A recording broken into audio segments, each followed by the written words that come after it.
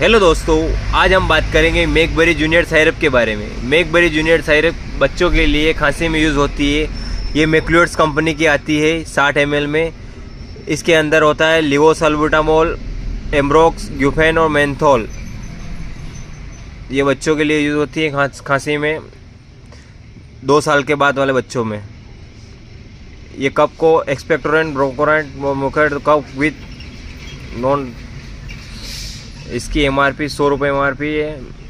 मैक्लोड्स company की आती है 60 ml में। ये बच्चों के खांसी में यूज़ होती है 2 साल से ऊपर बच्चों के।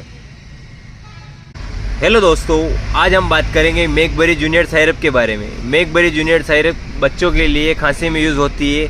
ये मैक्लोड्स कंपनी की आती है 60 ml में। इसके अंदर होता है लिवोसाल्बुटामोल, एम्ब्रोक्स, ग्यूफेन और मेंथोल। ये बच्चों के लिए यूज़ होती है खांसी में 2 साल के बाद वाले बच्चों में। ये कप को एक्सपेक्टोरेंट, ब्रोंकोरेंट, मुकेट कप विथ नॉन। इसकी MRP 100 रुपये MRP है। मैक्लोड्स कंपनी की आती है 60 ml में। ये बच्चों के खांसी में यूज़ होती है 2 साल से ऊपर बच्चों के।